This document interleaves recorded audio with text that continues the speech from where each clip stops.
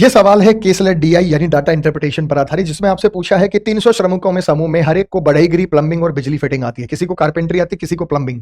मान लो एक हमने ये कारपेंटरी ले लिया, एक हमने ये प्लम्बिंग ले लिया, तो एक हमारे पास इलेक्ट्रिक फिटिंग आ गया।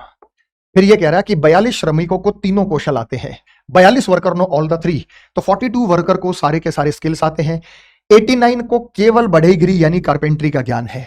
89 को केवल और केवल कारपेंट्री का ज्ञान है, यहां भर देंगे। 47 वर्कर्स नो कारपेंट्री, तो 89 वर्कर नो ओनली कारपेंट्री, जबकि 47 वर्षों को कारपेंट्री और प्लम्बिंग दोनों का है लेकिन इलेक्ट्रिक फिटिंग का नहीं है। 47 को बढ़ईगिरी और प्लम्बिंग दोनों है लेकिन बिजली फिटिंग का नहीं है।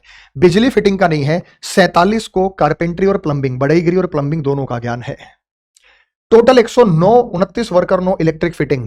इलेक्ट्रिक फिटिंग की जो पूरी वैल्यू है वो 129 है। ये 129 इसकी पूरी वैल्यू होगी।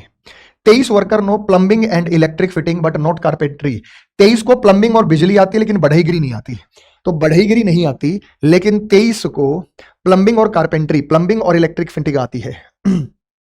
ठीक है, 23 श्रमिकों को प्लम्बिंग और बिजली फिटिंग आती है, लेकिन 31 को बढ़ईगिरी और बिजली फिटिंग का ज्ञान है लेकिन प्लम्बिंग का नहीं। 31 को बढ़ईगिरी और बिजली फिटिंग, कारपेंट्री और बिजली फिटिंग का 31 को ज्ञान है लेकिन प्लम्बिंग का ज्ञान नहीं है।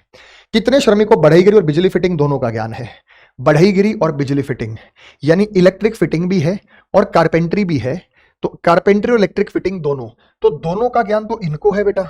ये हमारे पास 31 है और ये हमारे पास 42 है।